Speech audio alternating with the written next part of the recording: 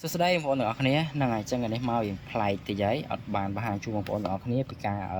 ដោះស្រាយបញ្ហាទូរស័ព្ទទេប៉ុន្តែក៏ដោយសារតែចាប់អារម្មណ៍នឹង model នេះអញ្ចឹងក៏ឆ្លៀតធ្វើការបើកប្រអប់ជាមួយនឹង model នេះឲ្យបងប្អូនទាំងអស់គ្នាមើលដែរអញ្ចឹងណាហើយសម្រាប់ model នេះគឺខ្ញុំចាប់អារម្មណ៍ជាងគេគឺទៅលើ spec របស់វាតែម្ដងជាមួយតម្លៃហើយនឹង spec របស់វាមកតែម្ដងណាអញ្ចឹងដូចបងប្អូនបានឃើញនៅលើប្រអប់នេះហើយគឺក្រុមហ៊ុនដាក់មកតម្លៃរបស់វាត្រឹមតែ$239ទេ RAM 16GB និង ROM 128GB បងប្អូន RAM 16នេះមិនមែន RAM ពេញទេណា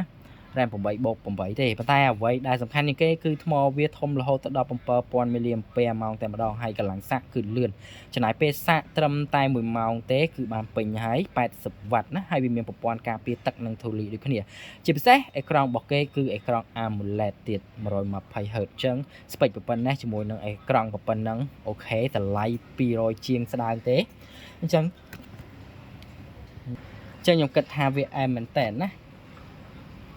សម្រាប់ model មួយនេះអ្វីដែលខ្ញុំចាប់អារម្មណ៍គឺមានប្រមាណចំណុចនឹងឯងធំណាសម្រាប់ចំណុចរីគឺខ្ញុំអត់ចាប់អារម្មណ៍វាប្រមាណទេដូចជាកាមេរ៉ាអីហ្នឹងគឺធម្មតា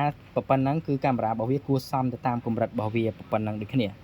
អូខេឥឡូវយើងមកធ្វើការបើកប្រអប់នៅក្នុងបើកប្រអប់របស់វាវិញថាក្នុងនឹងមានអីខ្លះណាឥឡូវយើងបើកមកយើងឃើញមានខាងលើនេះមានប្រអប់សមួយអូខេមានសភៅណែនាំ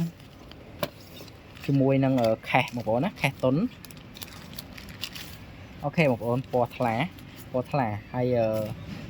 សម្រាប់ model នេះបងប្អូនបានដឹងហើយថាវាមាន2ពណ៌មានពណ៌ខៀវហើយនិងពណ៌ផ្កាឈូកខ្ញុំនឹងបង្ហាញជូនបងប្អូនទាំងអស់គ្នាទាំង2ពណ៌ហ្នឹងតែម្ដងណាអូខេដោយសារ model នេះចាប់អារម្មណ៍ទៅក៏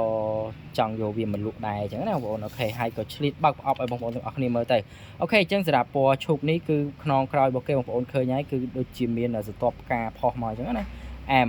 អញ្ចឹងការប៉ះផ្ទាល់គឺមានអារម្មណ៍ថាត្រជាក់បងប្អូនណាអូខេសម្រាប់ខាងមុខរបស់វាអែមមែនតើបងប្អូនឃើញទេជ្រុងរបស់វាកែមមូលស្អាតណាអូខេកម្រាស់ក៏មិនក្រាស់ដែរហើយជាប្រភេទជ្រុងអានេះគឺពណ៌ភីងកាមេរ៉ារបស់គេគឺ2គ្រាប់ការរូបរាងការ design បែបនេះក៏រឹតតម្លៃប៉ុណ្ណេះខ្ញុំគិតថាអែមមែនតែនសម្រាប់ model មួយនេះណាហើយវាមាន2ចម្រើសឲ្យយើងរើសទៀតជាមួយនឹង RAM 8 128GB និង RAM 8 256GB ហើយបងប្អូនក៏អាចបូក RAM បានដែររហូតដល់8ទៀតអញ្ចឹង RAM 16GB អូខេឥឡូវយើងមកមើលជាមួយនឹងពណ៌ខៀវរបស់យើងវិញម្ដងថាវាខុសគ្នារបៀបម៉េចអូខេចឹងសម្រាប់ពណ៌ខៀវបងប្អូនឃើញអត់មានការផុសដូចពណ៌ឈូកទេអញ្ចឹងការ design របស់ក្រុមហ៊ុនគឺតាមពណ៌គឺក្នុងក្រៅរបស់គេគឺ design ខុសគ្នាបន្តិចបន្តួចណាអញ្ចឹងសម្រាប់ពណ៌ខៀវនេះបងប្អូនឃើញហើយមានដូចមានគ្រាប់អុចអុចចឹងណាអូខេអញ្ចឹងគឺ